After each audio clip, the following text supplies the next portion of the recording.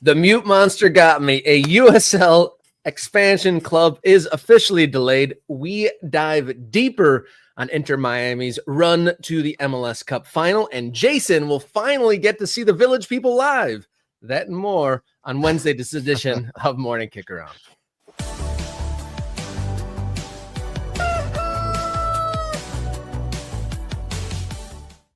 Hello and welcome to the show. You found your way to Morning Kickaround, where we dot the map of the ever-changing American soccer landscape. My name, Robert Kerr, local soccer guy. To my side, Jason Davis, radio soccer guy. And together, we are Morning Kickaround. Welcome aboard. How you feeling, partner? I'm okay. I'm wearing a collared jersey, which is not usually my jam. Look at this. This is vintage at this point, I think. This is a 2012 Chicago Fire shirt. It's got my name on the back. The reason I know it's 2012 is because it says 12. That's the number they put on it. So I was no mistake. I'm telling you today, Rob, like, I don't know what to do with this collar. Collar up, collar down. It's a little open. There's no buttons. It's like, what's happened over here? Should I get a chain? What's going on? I support the collar up look. Do a little Eric Cantona for us here on a Wednesday. I don't know, man. I don't know. I think that's a tough one. Yesterday, I saw Erling Haaland score a goal, and then his collar was popped, but I don't think he meant to do it. I think it was an accident because then he fixed it, and I was like, oh, I think it actually looked better up. But now I'm not so. This is such a wide look at the width on this collar. I'm getting there's some real width to this collar. I bet some Chicago Fire fans would bite your ear off to get that. That's the old school badge, the old school fit, the old school sponsor across the front. Yeah. It's Quaker Oats. This came in a Quaker Oats container. That was their promotion. Is it came in a Quaker Oats container, which I used to have. I don't know. I'd have to check the archives. It might be here somewhere, but it's possible that it's disappeared over the years because it was, of course, made of paper. It didn't hold up really, but I'm glad to be here. This is going to be a very fun show, and I think we've got a lot to get into. Yep, like I said at the top of the show, we have a USL 1 club delay becomes official. We think there's more to come. We have some coaching changes and rumors in the Major League Soccer. We have Franco Panizo join us to go a little deeper on Inter Miami's run to the MLS Cup final, their MLS Cup final debut.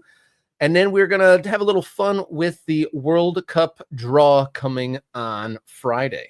Yeah, and it's something about me, as you mentioned, seeing the Village people. Maybe that's a hint for some people about what's coming. But I do want to shout out our ultras, everybody who supports the show. You are the lifeblood.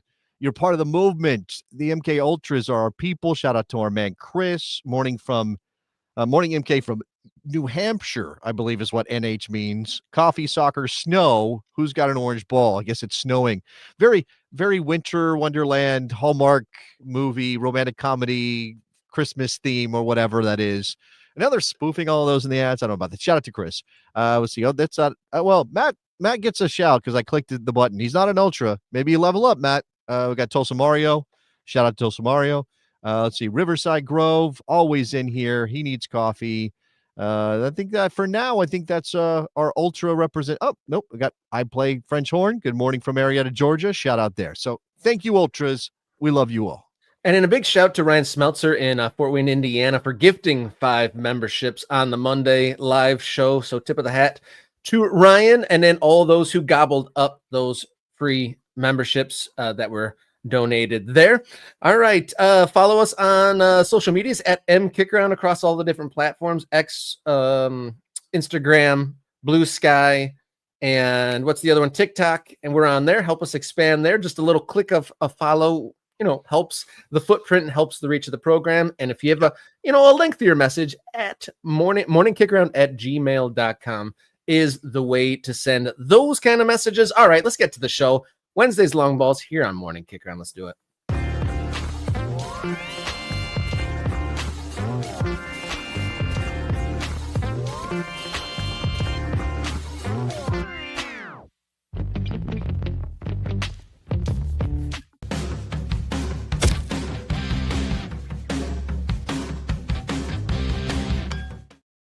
Let's get on in. We hinted at this sort of news on Monday's show, but Fort Lauderdale United The first team of the expansion sites to officially announce their delay of kickoff, Fort Lauderdale United FC, already have a women's team going or already have a youth team going, but their men's pro soccer side, the USL League One debut, pushed off until spring 2027.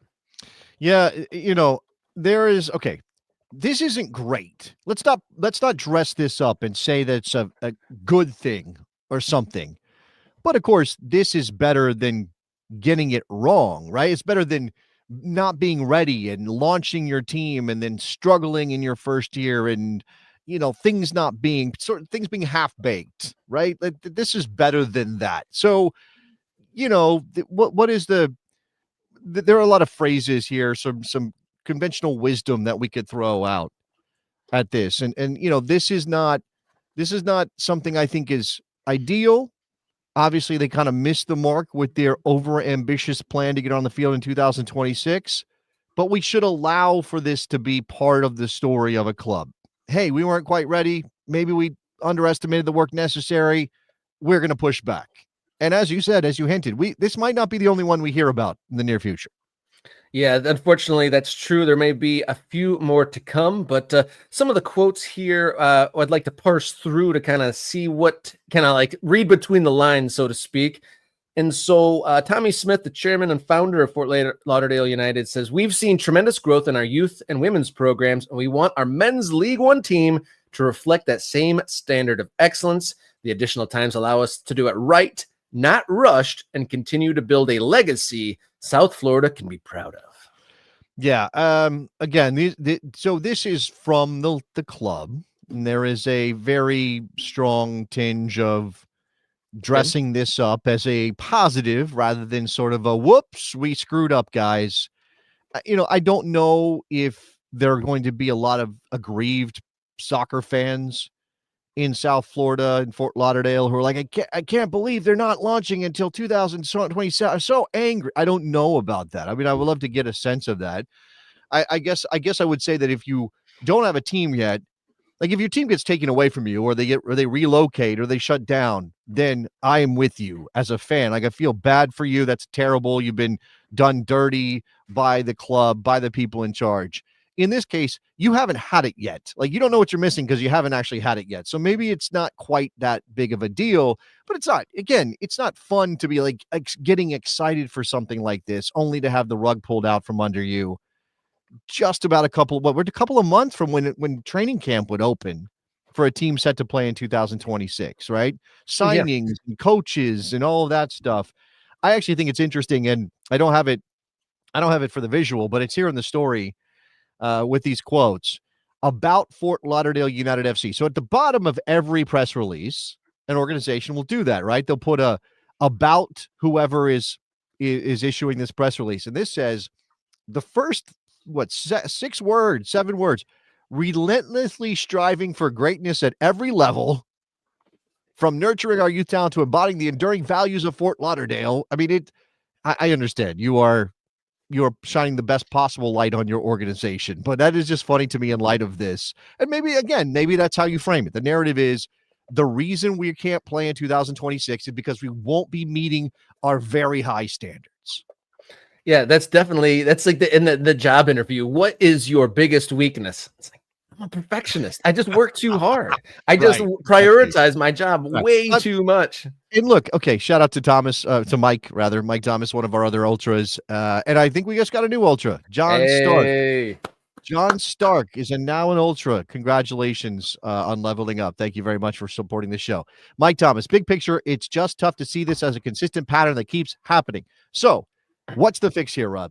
Like, or how? Again, we asked this question, I think, on Monday. Is it bad? Is it a black eye? Does it hurt USL in their relentless quest to expand and grow and dot the map? And we are huge fans of dot the map. It says it right there on the screen. Dot the map, baby. How bad is it for USL when clubs shut down, when they self-relegate, when they delay?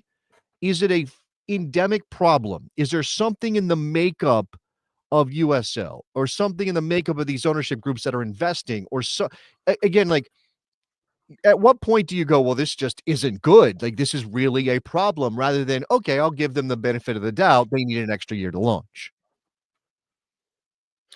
Part of the story before we move along is they also reference in the press release on the club website that Fort Lauderdale is preparing to open a new first-class training performance facility on the campus of Nova Southeastern University. This complex is supposed to serve a year-round home for player development and will continue dedicated spaces for strength conditioning and whatnot. So that could be part of it. Maybe they want that up and running. Maybe. But again, the question is, should you from the very beginning been a bit more realistic with your lift, with the build up, with the runway? Did USL pressure them for a quicker? Okay, so there's that, and then there's sort of the bait and switch, right? Which is I think the ultimate problem here is perhaps you are saying we're going to launch in 2026. You get a community excited who potentially get season ticket deposits. We've heard about those stories. Santa Barbara, California is having that issue, right? You tell people we are launching, we're going to be playing soccer games. Get your season ticket deposits in. Buy in. We need you, because what is a soccer team? It's not just a business. It's not a sort of just a transaction of money. It is emotion. It is passion. And when you get people all worked up and then you say, whoop, oh, actually, hold on, you've got to wait a year. And here's the problem. Enough of these have happened that you can't even really trust that it's definitely going to happen in 2027.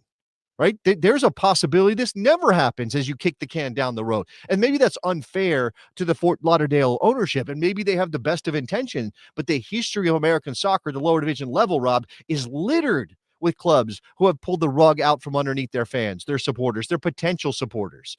So that's where this becomes an issue, because now you are just telling people you can't trust us, and that's not good. Yeah, what is the old adage? It's best to under promise and over deliver than over promise and under deliver. It's the old adage there, but we'll see what happens. And we're supposed to have them on and then in a week or two, so I guess we can ask further questions there.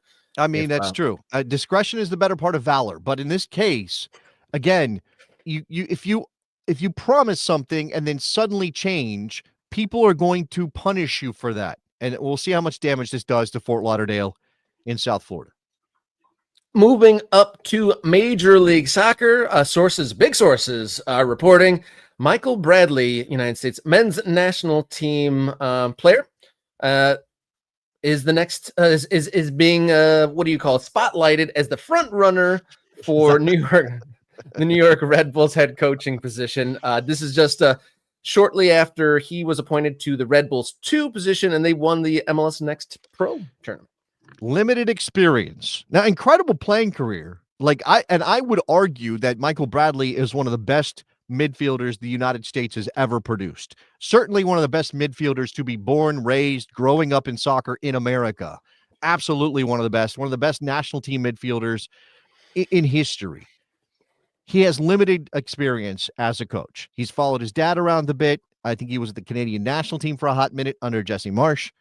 He now is with Red Bulls 2. He has done good work at Red Bulls 2, but there is a distinct difference in leading a reserve team in a league where very few people come out and watch you play, and every game is decided by a penalty kick shootout and all those things, and coaching an MLS team. And I'm not trying to diminish. I think Michael Bradley will be a very, very good manager / head coach. I think he will be, and maybe his time is now. Maybe he is ahead of the curve. He's 38 years old. And look, Fabian Hertzler is like 12. So I guess it can happen. It can happen. They can be good enough. But this is also about saving money for the New York Red Bulls. Because when you hire a guy with no resume at the senior level, he can't ask you for a ton of cash. He doesn't have the leverage to say, I want this. And that is not problematic, just a little bit concerning, I think, if I'm a Red Bulls fan. Now, this does check a box, though. He is a former player for the Metro Stars. I think he left before they became the Red Bulls. But he is a former player for the club that became the New York Red Bulls. He's got roots. He's a Jersey kid, right? He embodies Jersey soccer, and that's where they play. And if they are leaning into the Jersey mentality, the Jersey identity, and sort of not away from New York, but doing that thing so many people in Jersey have asked them to do, which is sort of claim Jersey rather than trying to fight for New York, then I'm okay with that. I think that's actually pretty cool. And again, I want him to succeed, but Again, this is the question. Does his coaching CV justify this? That is a big one. If he flames out in a season, people will look back and go, he wasn't ready. Yeah, it's tough. Do you take that? I mean, this is a huge opportunity if this bears fruit and becomes reality. Huge jump after, like you said, very limited. He's hopping up those rungs pretty quickly, but without that name recognition of being a former men's national team player, former currently still the coach's son. But that's why I stumbled at the beginning. I was going to call him United States men's national team legend. Is that true? Would you call him a legend status? Absolutely. I would put him on legend status, 100%. Maybe some people disagree with me. Obviously, the feelings about Kuva are very, very stark and strong, and people still.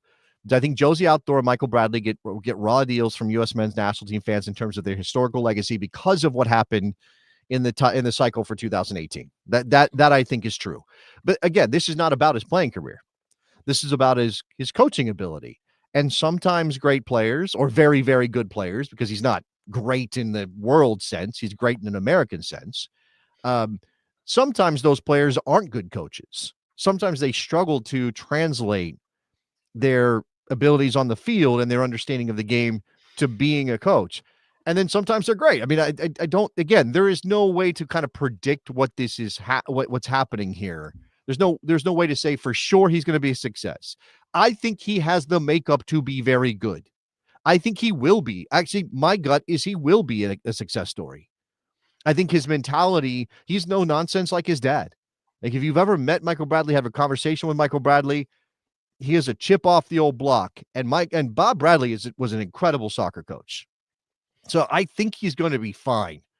I think that, in a league where 9 teams make the playoffs, and if they give him a little bit to work with in New York, he'll be fine. I don't think he's going to be a disaster. But there is, again, that question of what does this say about the ambition of the New York Red Bulls if they are tapping Michael Bradley rather than going for a bigger name? And I don't know. You could say Sandro Schwartz, based on his CV in Europe, was a bigger name, and it didn't work. I mean, he got them to a final. He did do that, and obviously got fired this year. Yeah, it's tough to say. We'll see. I'm curious what the folks, the Red Bulls fans, have to say, and New Yorkers in general have to say. I mean, it's name recognition. I mean, people know that name outside of the intense soccer bubble when they didn't know that. I'm sure they didn't know Sandro Schwartz's name before that. I'm curious if that's a level up in people's minds, if not for their resume. And, there has been a modicum of success. And I wonder if the previous coach thought that his time was already numbered with Michael Bradley, like waiting in the wings at the 2 team. Maybe. This is a question, I think, for American soccer fans, MLS fans, Red Bull fans in this specific instance. And look, the world of soccer is so big that sometimes your team hires a manager and you go, who? What? He came from where? And then you find out, you learn about it. I mean, this happens with players all the time. It's hilarious to watch fans of clubs get really excited for players they know nothing about. And they're like, he played at Fluminense? Well, he must be good. He played at Fluminense. You don't know that player. Don't act like you know that player. You're just going on the hype that everybody else is adding into the pot. In this case, this is the balance or sort of the juxtaposition, because not that Sandro Schwartz was unknown. And if you do a little Googling, you can quickly see his CV. Yeah. But if you're a Red Bulls fan, that kind of manager, the foreign manager who comes from somewhere else, who built his career in Germany or Holland or whatever, is a thing. And maybe even if you don't know them intimately, even if you haven't been following this career, you can see, they coached at this club in Germany or that club in Belgium or that club in Holland. And that gives them a certain pedigree, right? So then you're like, this must be a good hire. Look at the pedigree of this coach. He's managed at some pretty big clubs. Whereas Michael Bradley is a known quantity. His playing career inside and out. He just coached Red Bulls 2 to a title in MLS Next Pro. He's a Jersey guy. He's American. So would you rather that guy who even if he doesn't have a deep resume, even if he doesn't have the pedigree, or the guy who maybe is coasting into MLS with a resume that is slightly more fancy? Right? Which one of those things? I'm not saying it's necessarily it's necessarily one or the other, But that seems to be a thing that I think is at play here, because the Red Bulls have done the foreign manager with the interesting resume. It didn't work for them. Now they go with a guy with basically no resume, but who everybody knows and has seen play and understands who he is. I'm curious if a new American coach will attract more players or not. I wonder if what kind of magnetism his resume has there. And shout out to a memory that I haven't thought about for a long time, seeing Bradley play in person at Wrigley Field when he played for Roma. Interesting. He hit a home run. Oh, he played it. Okay. The Michael Bradley thing is also interesting because, again, his playing career stands out as a way to sort of justify this, right? Like if Michael Bradley didn't have the playing career he had, he wouldn't be getting this job. Let's not pretend he would be. No. Right. This is something that they can sell to the fans. Michael Bradley, you know him. And again, like in terms of his ability to recruit or be part of the recruitment process at the Red Bulls, and money talks. So let's be honest about that. But if you're talking about, and it's New York, so it's a little bit easier, or New York adjacent, so it's a little bit easier than maybe Columbus or Nashville or some of these other places. But Michael Bradley does have a career that he can point to and say, I played in Italy, right? I played in Holland. I played in Germany. I know the European player. I know the mentality. And those players, Michael Bradley's not, he's not Iniesta, but these players should know basically who he is. They should have a sense of who he is. Maybe not the youngest ones, but there will be players who could consider coming over to Major League Soccer and playing for the Red Bulls who are going to be able to say, oh yeah, I remember Michael Bradley at Roma. I remember Michael Bradley. Where did he play? Gladbach. I remember Michael Bradley at Herenveen. Like that might be a thing for him. Switching over now to the blue side of NYC is Todd Dunivant. Got a brand new boss there, leading the way, going from Sacramento Republic to New York City FC. First of all, this picture that they posted on the release is interesting. I like Todd. He looks like he's in the office. He's about to do an office interview. Yeah, he had just gotten off a plane, perhaps. And like, Todd, we got to take a picture for the article on the website. And he's like, all right, here we go. Throws on the scarf. Named the president of NYCFC, the guy in charge. Here's his resume from his time before he arrived in New York. He was the GM of the 2017 NASL champion San Francisco Deltas, the only season the Deltas ever played. He became GM of Sacramento Republic in 2018, was named president in 2020. Republic make the playoffs. They do. They make the playoffs. They made the US Open Cup final in 2022, which, coach is the guy leading them to that. But, of course, Todd Dunivant plays a role. And he had a very good playing career. MLS All-Star, 5 MLS Cup titles, big part of those Galaxy teams that were dominant with Robbie Keane and Landon Donovan and all of those things. So, and I've talked to this guy many, many times while he was in Sacramento. And he comes across as a very on-the-ball dude. Like, he knows what he's doing. And, in fact, yesterday on the radio, my radio partner, Eric Winalda, said he could see Todd Dunivant as the future commissioner of Major League Soccer. Wow. Which is obviously a different role than what he's doing here. But he's a very smart guy. He has that reputation. The only question, and I think this is naturally one you're going to ask in this situation, is how much power, how much say-so does he actually have as one cog in the City Football Group machine? Yeah, sporting director at like one of many in a larger group. What are they, like third on the lung in priorities there? However, I do think so. Yes, I think it's very easy to be cynical and say City Football Group, massive organization. Manchester City is always going to be the top of the mountain, and everything else comes in behind. And how do they treat these clubs? And they got one in Australia, and they've got one in Brazil, and they own part of Girona and all. But I will say, New York is New York.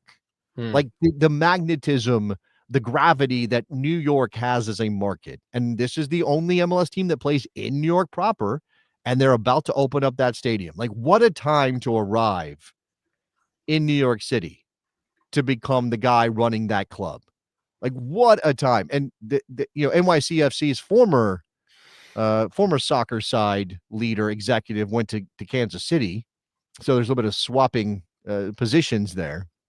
But I think this is a good hire. I think Todd Dunivant's going to have an impact on this team. I think he knows this league very well, despite working in USL for the last 7, 8, 9 years, whatever that is. So I think this is a good move for them.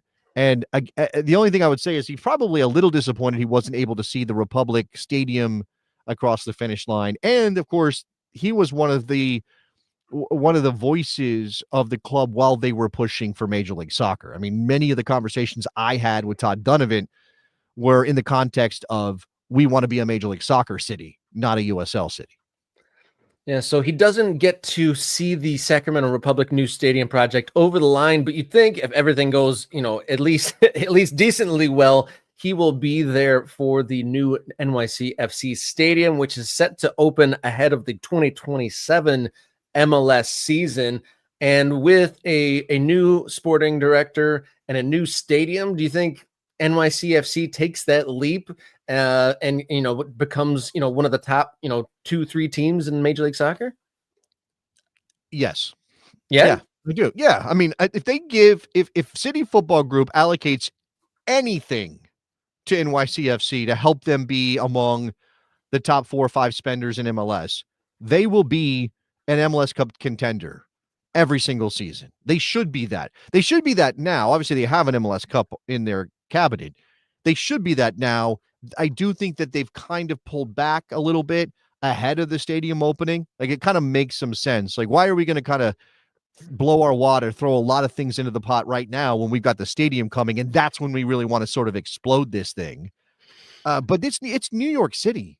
Like, it's the biggest city in the country. It's the cultural capital of America. They're going to be playing in the city right next to Shea. Like, there's so many things. The biggest asterisk for it not being as big as it should be is the stadium, and you put that cornerstone there, right. It becomes what it should be, right? It is. I don't think you can overstate how big a deal that stadium is going to be for NYCFC, for Major League Soccer, for soccer in the city of New York. Like, I just don't think you can overstate it. I think it is so fundamentally different from what they are right now. Right now, they're a curiosity.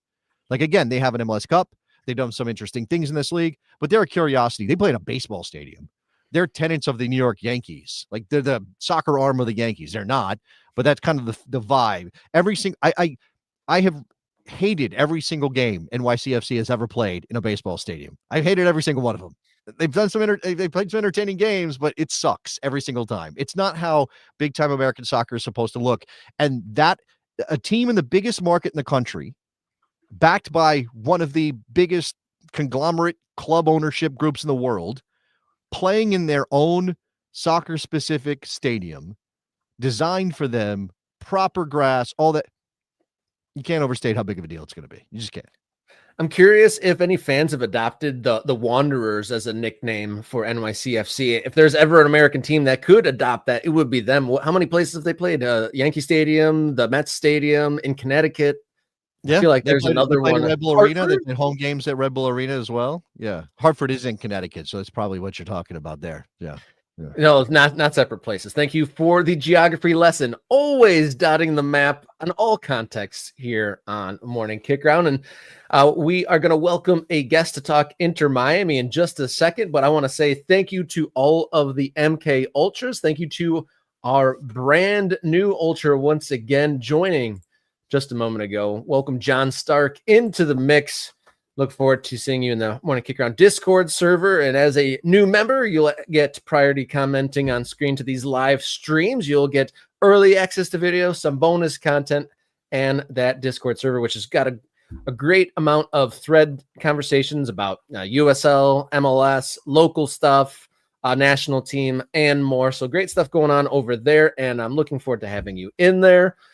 And before we move along, follow us on social media at MKickaround on X, Instagram, Blue Sky, and TikTok as well. If you want to write us a note, you can write us a note, morningkickaround@gmail.com.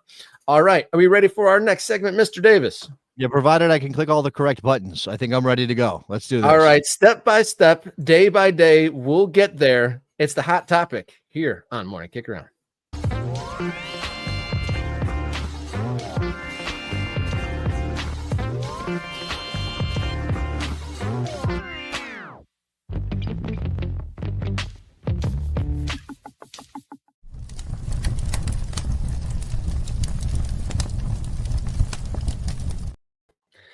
It is the MLS Cup final on Saturday afternoon. Inter Miami taking on Vancouver Whitecaps. And to give us some more detail to dive deeper into the matchup and Inter Miami, we are proud to and happy to welcome Franco Panizo, reporter with Miami Total Football. Good morning and welcome into Morning Kickaround, sir.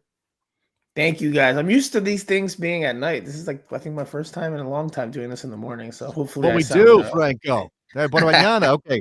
So, first of all, thank you very much for doing this. Sort of late notice to grab Franco, but couldn't think of anybody better to talk Inter Miami than Franco Panizo. You've been covering this team since the beginning, right? You got down there right as this team was launching. So you've seen the various eras.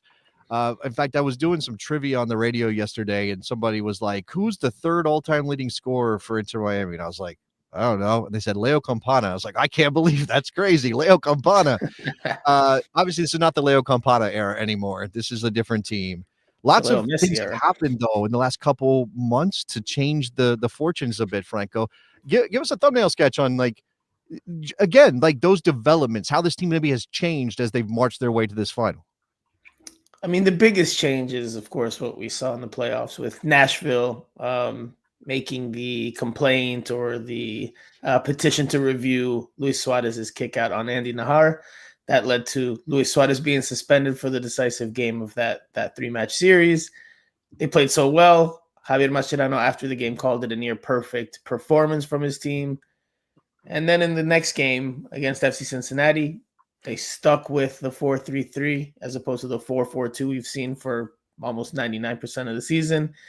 And Luis Suarez was benched. And in benching Luis Suarez, which was a surprise at the moment when he was available again, they became more of a modern soccer team. They became more of an MLS soccer team because they had more legs, more energy, more ability to run around the field, right? That was the knock on them throughout much of the season. We heard Julian Gressel at a different point. We heard the Vancouver Whitecaps in the CONCACAF Champions Cup semifinal say that physically the team didn't have the legs to match up with their opponents. And I mean, it's hard to argue against that when you've got Sergio Busquets in the midfield, Leo Messi and Luis Suarez up top, even though they put in their efforts, but it's still not at that top level of physical exertion that you get from players in and around MLS. So now they've become more of a modern team, more physical or athletic team. And on top of that, they still have that skill that separates them from much of the rest of the league, right? You still have Messi, you still have players like Toto Silvetti, who's come into the picture to help give him some freshness, but also some skill up in the attack. So they are a very well-rounded team right now. You know, they've won 3 games in a row now by 4 goals, 4-0, 4-0, and 5-1, which is remarkable. I mean, Jason, maybe you have it off the top of your head, but I can't remember an MLS team that comes into MLS Cup in that fashion. So they're in really good shape. I expect the Vancouver Whitecaps to be a tough matchup. I don't expect a 4-goal difference in this one, but Inter Miami is firing on all cylinders. Yeah, it's kind of wild how that change happened in the postseason. It's kind of wild how individual events can have such a knock-on effect. Like you said, Nashville petition got the suspension, but it ended up working completely against them as they went on to Miami went on to a big win there. How surprised are you that this change came internally? Because kind of the whole preview of the season kind of looked like obviously they could score goals, but always looked vulnerable. Something wasn't quite right with the balance. How surprising was it that the change to improve it so drastically, the parts were already there in the building? So they brought Matteo Silvetti in the summer, and he showed some flashes before he left to the Under-20 World Cup with Argentina. So he wasn't around enough to really get a good idea of what he could do, although, again, he showed some flashes. But he's a teenager. And we were expecting Mascherano to stick with his 4-4-2 that we've seen. But when the complaint happened or the petition happened and they played so well without him and they looked so much better, I'm sure there were some tough conversations had behind closed doors. And outwardly, they're going to say all these nice flowery things that Luis Suarez took it on the chin in the best way possible. And he's team first and he's in great spirits and all that. I can imagine the conversations were not easy. That's just my supposition. That's not inside information. But we had asked Mascherano throughout the year at different times when Suarez wasn't scoring or he wasn't playing well about his starting role. I specifically would ask him, and his answer, Mascherano's answer, would more or less be along the lines of, he's a big part of the project. The club has decided to make him a big part of the project. And to me, it read as he couldn't bench him. Right. Couldn't. Yeah. Yeah. For whatever reason, whether it's contractual, whether it's he's because of his stature and who he is, they just can't bet. Whatever the case is, it seemed like there was an inability to take him out of the starting lineup until that suspension happened. And they saw how well he played. Maybe then he made a case, or again, I don't know what happened behind closed doors to continue on in this manner, but something clearly happened for them to finally make that decision on a regular. To be a fly on the wall, at team headquarters, when Jorge Mas maybe is talking to Javier Mascherano about this, or Luis Suarez is that, and again, that it's obvious. Like, as you said, they played so well that the evidence was right there.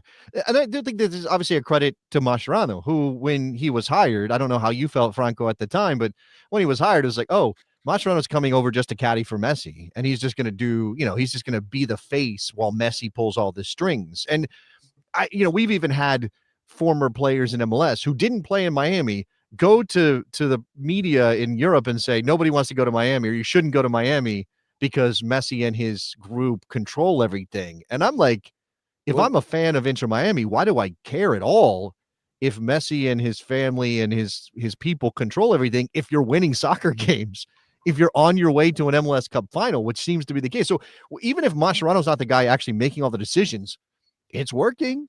They're in a final, they're hosting a final, and they're significant favorites to win a cup. I mean, if you look at it that way and look at it short term, and if they do win, then everything looks much more positive. If they don't win, and then your future is mortgaged as a result, then you come back and look at this. But that's an interesting thing, right? Okay, so again, Sergio Busquets is leaving, Jordi Alba is retiring, those two guys are out. This will be their final game as professionals, which is interesting considering especially how well Jordi Alba is playing right now. But that thing about mortgaging the future with this, they made the final. They run roughshod over everybody in the playoffs, something they couldn't do last year. Yeah, the regular season wasn't as good, but you're willing to make that trade-off because the thing in MLS is to win the MLS Cup title.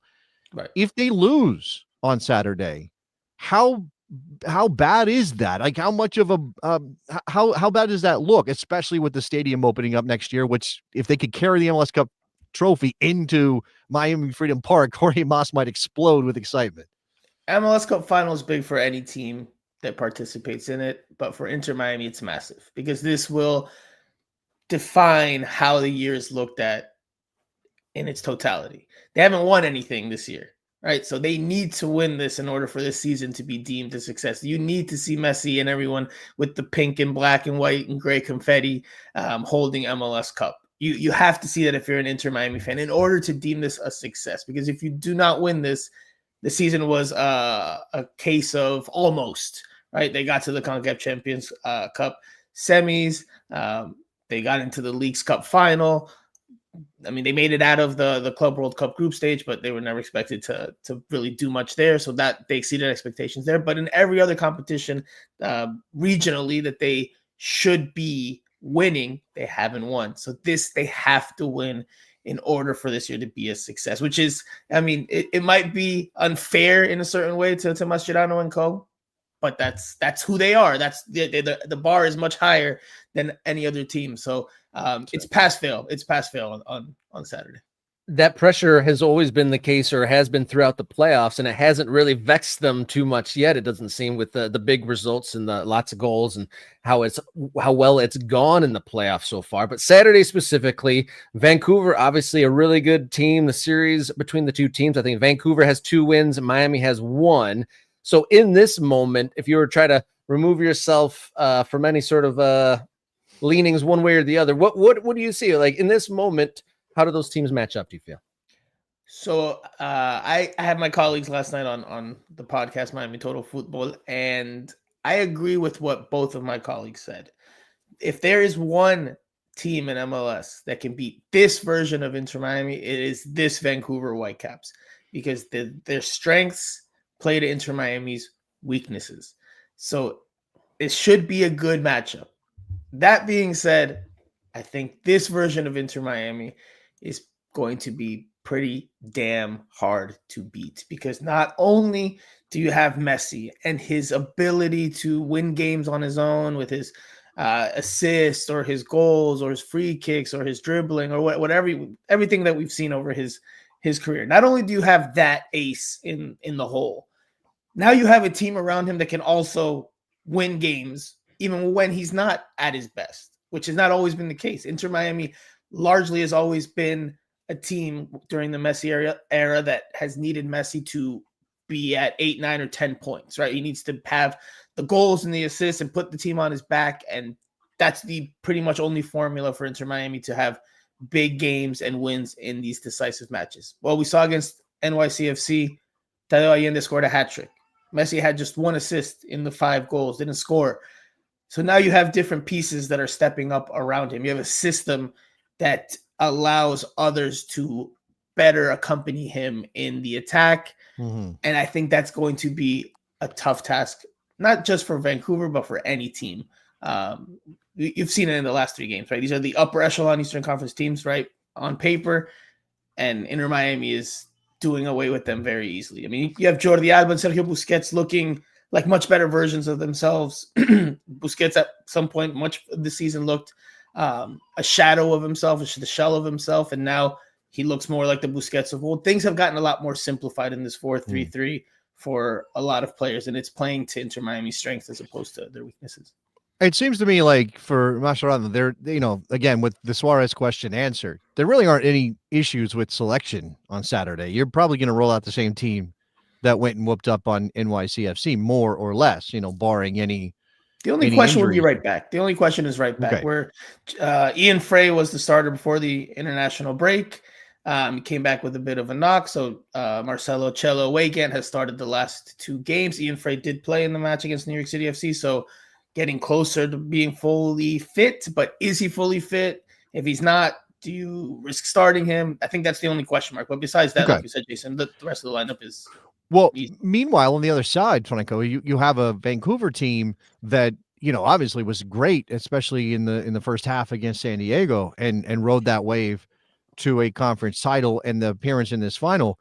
But they were missing the defender of the year because of suspension. They started Laborda and Priso at center back, and those are not the guys that would usually be back there. So I think at least if you're Inter Miami, maybe this is actually a good. Jesper Sorensen kind of has. Well, he's got options, which might make it harder for Miami to know what's coming from Vancouver, I think. So for me, as much as defense is a big part of any game and any final, I think this final is going to have goals, and I think for Vancouver to have a shot at winning, I've said this during the week, they have to do 2 things very well. They have to be impeccable in their attacking transitions, and they have to be ruthless, clinical, lethal, deadly, whatever word you want to put in there, in finishing their chances. If they are neither one of those 2 things, I don't see a way that Vancouver wins this game, because Inter Miami is firing on all cylinders. They've got Tadeo Allende, they've got Silvetti, they've got Messi, they've got Jordi Alba that can pop up down the left wing. They've got Baltasar Rodriguez, who has shown he can score some goals from midfield. Inter Miami's got a lot of different ways to hurt you now. It's not just Messi dependent. So unless Vancouver is near perfect in those 2 regards, in my opinion, I don't see them coming out on top this Saturday. Curious to ask kind of a boots on the ground kind of a question. Has Miami and that Southern Florida area, is there MLS Cup fever down there? Or is it just restricted to the soccer bubble? I would say it's probably just restricted to the soccer bubble. I think 2 things have gone against 2 big things have gone against MLS Cup this year. One of them is being the World Cup draw this week that is in Washington, D.C. MLS is having a lot of its events there. Apparently, that's where Don Garber will have his State of the League address. Won't be here in South Florida. Jason, we've been to. I've been to a lot of those. We've been to plenty mixers. We've been to plenty media mixers where the league throws events and little Yeah. shindigs for networking and kind of just to recap the year. And you see everyone from across the country or the countries and the leagues. And apparently that's not happening. So that's definitely taken away from it. And I also think just the quick turnaround obviously has made for not. I mean, listen, it's also the messy factor here. It's also the messy factor. Like this today will be the first time that Inter Miami has availability all week, and it's at like a public event where Ian Frey and Yannick Bright are speaking. The only interviews that will be happening, real interviews at training, will be tomorrow and Friday. There's definitely this reservation and not this openness that you get from other MLS teams that culturally are different, right? Inter Miami culturally is more South American, more Latin American, and a little more closed off in that manner. And listen, I'm Hispanic, I'm of South American descent, so before anybody gets upset in the comment section, but they are more closed off. It's a safe place. They are more closed off. And look, normally, Jason, MLS MVP gets announced the week of MLS Cup. Whether it's a player that's on the team or not, whoever it is, normally gets announced during MLS Cup, and there's a whole big press conference. Last year we saw Messi didn't do that, and they did it afterwards. Maybe I was naive in thinking that, since they weren't in the final, he didn't want to do it. Okay, this year they are in the final. He'll do it. He'll have his moment, and it's not on the schedule. It's not on the itineraries, and everything I've heard is that it will happen at some point after MLS Cup, which I think is not the ideal thing for MLS, because if Inter Miami doesn't win, then it takes some shine off of the announcement. Ideally, they probably would want to have it before the game to help drum up the interest. I mean, we're all assuming Messi will win MLS MVP, but obviously that's not just down to their decision, right? Yeah, look, to tie it to some other recent events, and we don't have time to dive into this, Franco, but maybe we have you back to talk about this because you've covered MLS for so long, and you certainly know the league. MLS is going to go up against college football again on Saturday. I mean, maybe it's not directly challenging the SEC title game, but there's going to be potentially some overlap. People are talking about that again. That has been, from a soccer fan perspective, it's like, why are you doing this? Why are you counter programming one of the biggest events on the sports calendar? I think that you kind of never can really get out of the way of American football, so you just got to deal with it. But MLS is going to flip its calendar, and potentially this final would be, in late May, early June or whatever. And would that be better if this was that time period in South Florida? Would it be a different scene, do you think? I think it would help. I think that would help. But I think the quick turnaround, the closed off nature of Inter Miami, and the World Cup draw. I mean, obviously that wouldn't happen in May. I think all those things really hurt the ability to hype this one up. The center of the soccer universe in America is not in Miami; it's in DC. Yes, correct. And a lot of people, colleagues, executives, a lot of people are going to be in DC, Thursday and Friday, and not fly into South Florida until Saturday morning, first thing Saturday morning. So it has taken away some of the shine from MLS Cup. It doesn't feel as MLS Cup-y, if that's the best way. Interesting. To put it. Yeah. I see what you're saying. All right. Well, exciting times ahead, and MLS Cup final. You've been following the team since the beginning, so excited for you to be on site for that. The only media member that has never missed a home game in the entire existence of Inter Miami. I've been to every single game. I'm proud of that streak. There we go. Good job. Truly a wonderful streak indeed. A Franco Panizo, reporter with Miami Total Football. Thank you for sharing with us here on Morning Kickaround.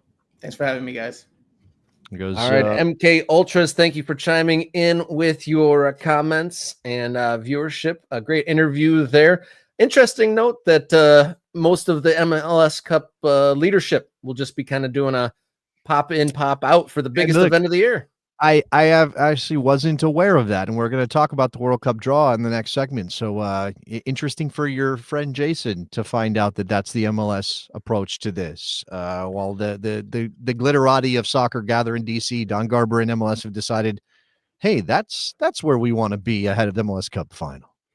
So we got one more segment on today's show. Be like John Stark, become an MK Ultra. You have a few more minutes to do it in this live show, and MK Ultras get comments priority on screen during these live shows. You get access to the Morning Kickaround Discord server, bonus content, and more. So be like John and become an MK Ultra. We got one more segment on this live show. Let's talk World Cup draw on today's big question.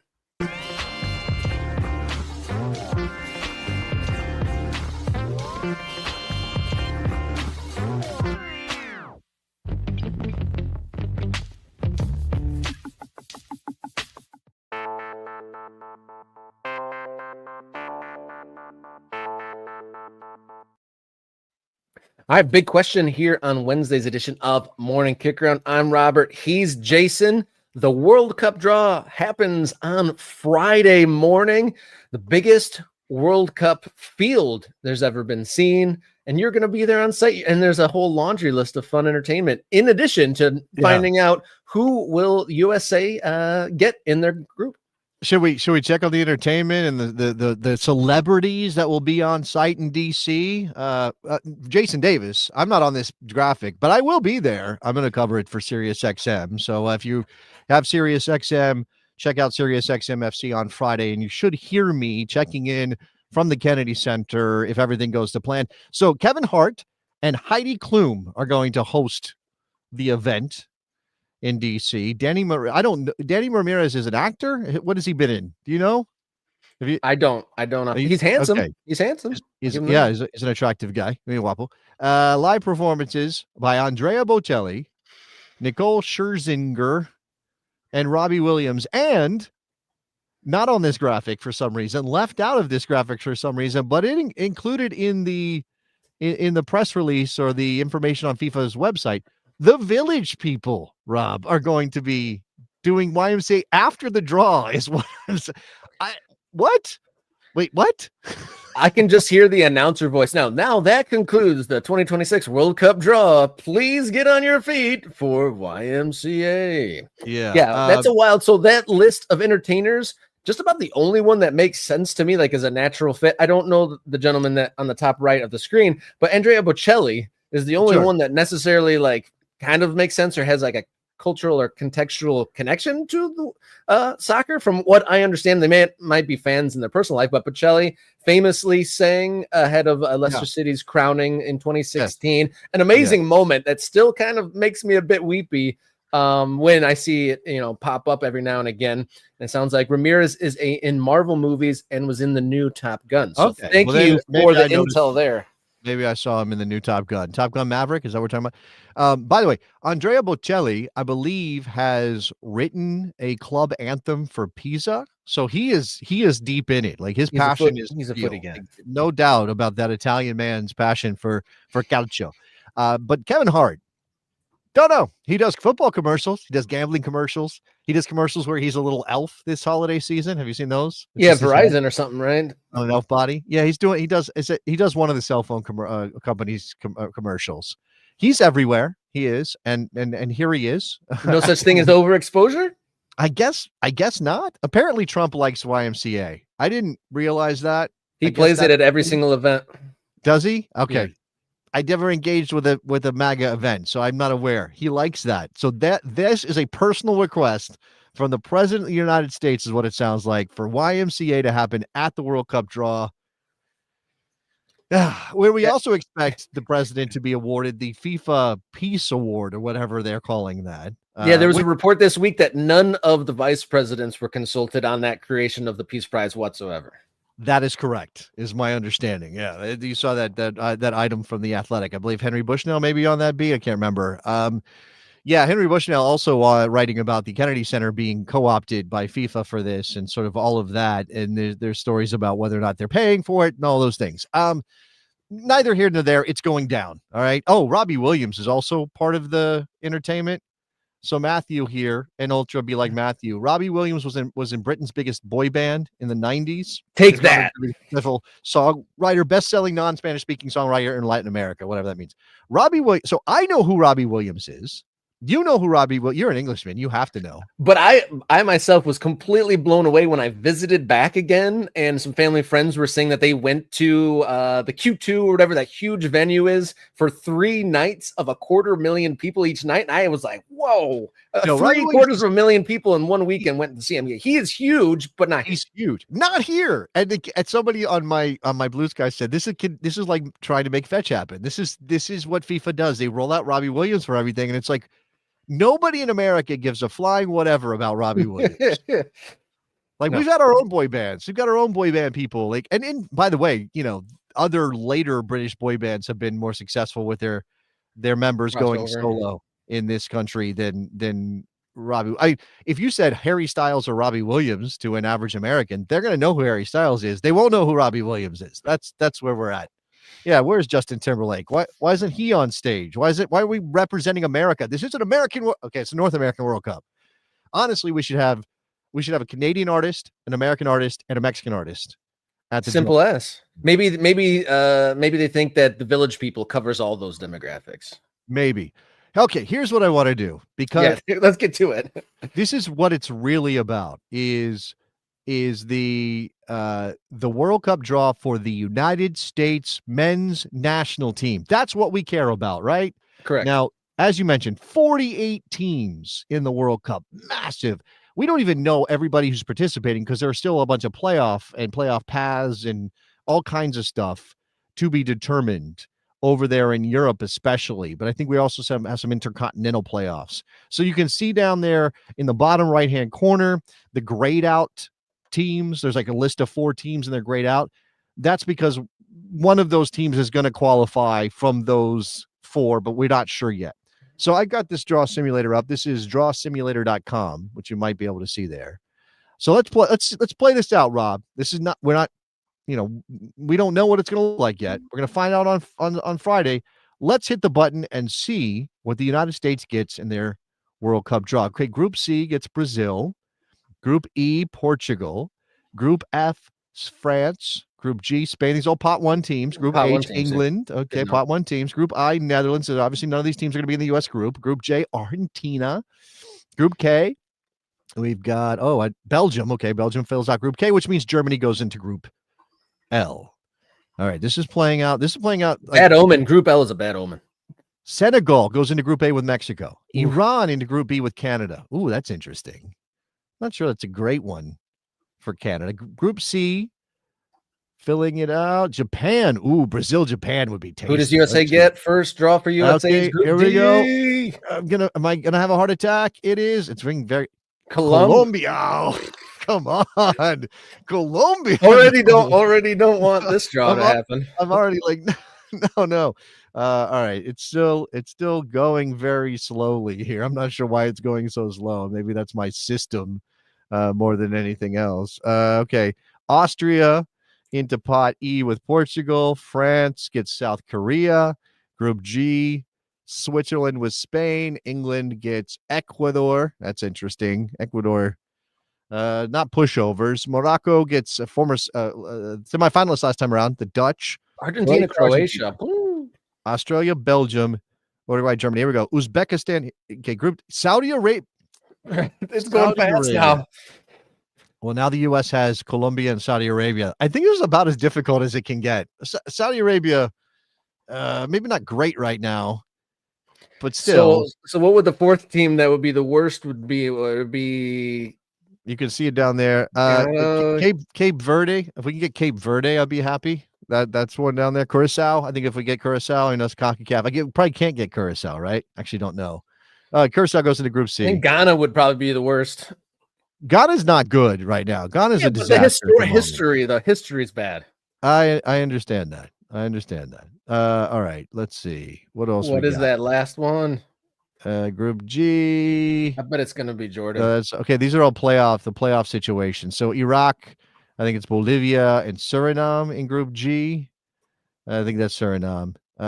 Turkey, Romania, Slovakia, Kosovo, Denmark. All right, here we go. Ghana. Oh, it's Ghana.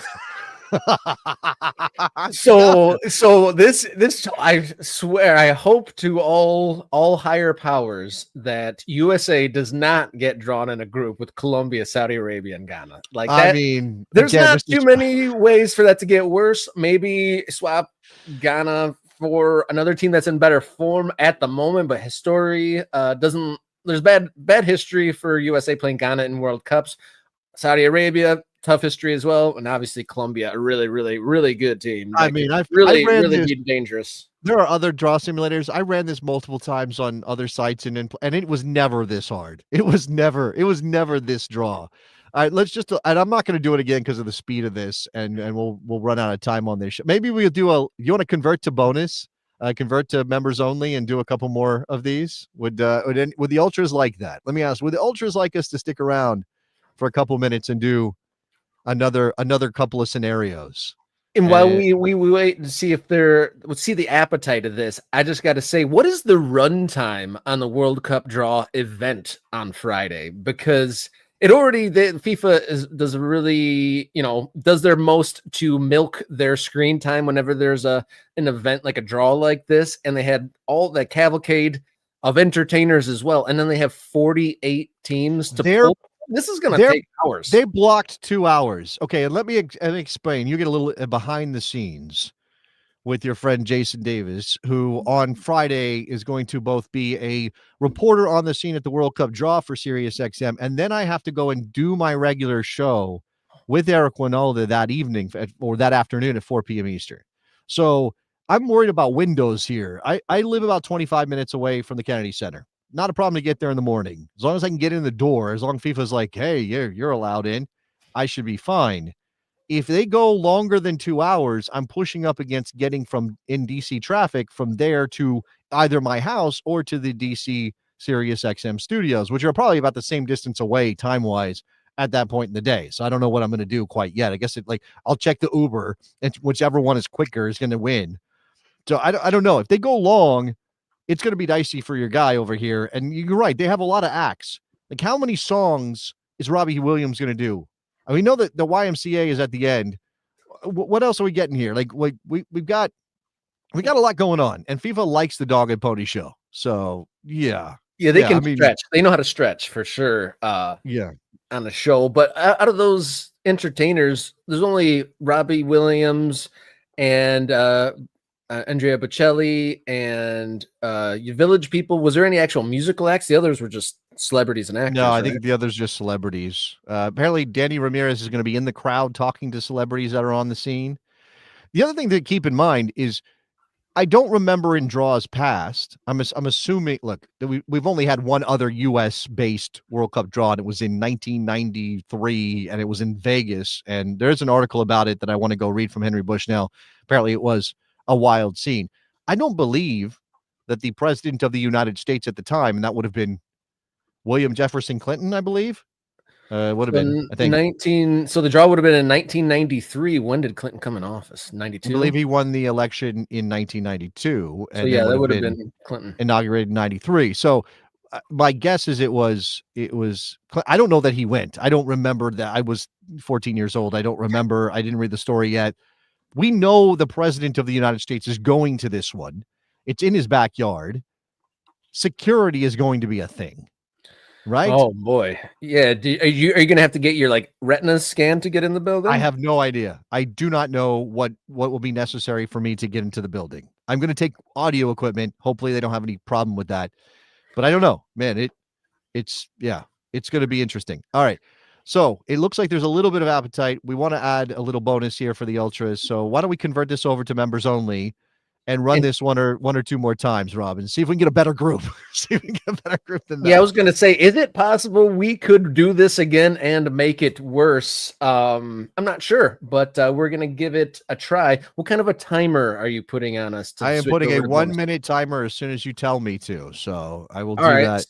So we'll start the 1 minute timer, and we'll start to say our goodbyes here. So thank you everybody for joining in the live show today. It was awesome. Thank you to our new members, John Stark, and then still shout out to Ryan Smeltzer for gifting 5 on Monday. Thank you to Franco for joining us, giving us a deep dive on Inter Miami, and we'll have to come up with a special Friday edition as Mr. Davis is on location for the World Cup draw on Friday morning. So we'll have something a little bit different, and then hopefully the news we were supposed to bring you today goes live. We can bring you the previously scheduled guest on next week. We had some grassroots soccer stuff that was supposed to come out today, but pushed back.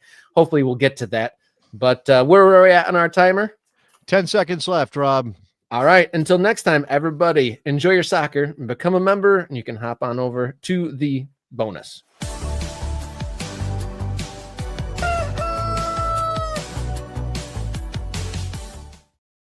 All right, bonus.